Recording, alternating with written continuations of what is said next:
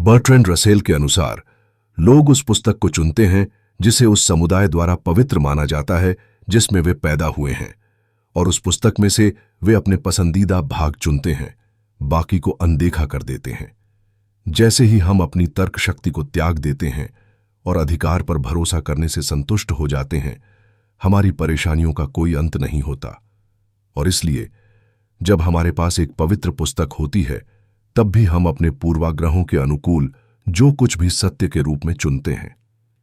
यह अजीब है कि आधुनिक मनुष्य, जो इस बात से अवगत हैं कि विज्ञान ने नया ज्ञान लाने और सामाजिक जीवन की स्थितियों को बदलने में क्या किया है, फिर भी अति प्राचीन और अत्यंत अज्ञानी पशुपालक या कृषि जनजातियों के दृष्टिकोण को मूर्त रूप देने वाले ग्रंथों के अधिकार को स्वीकार करने के लिए तैयार हैं।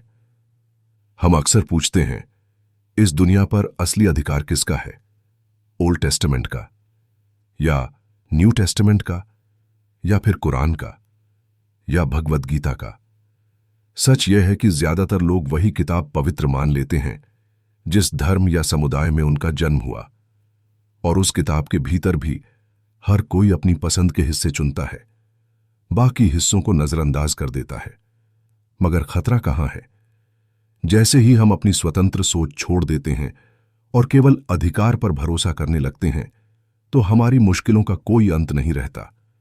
यहां तक कि जब हमारे पास एक पवित्र किताब हो, एक सेक्रेड बुक हो, तब भी हम वही मानते हैं जो हमारे अपने पूर्वाग्रह और सुविधा के अनुकूल हो। क्या यह अजीब नहीं कि आज का इंसान, जो विज्ञान की ताकत को जानता है, जिसने नए ज्ञान और नए समाज बनाए हैं, वही इंसान अब भी उन प्राचीन ग्रंथों को अंतिम सत्य मान लेता है, जिन्हें कभी बहुत प्राचीन, अनपढ़ और खेती या चरवाहे जीवन जीने वाली जातियों ने लिखा था।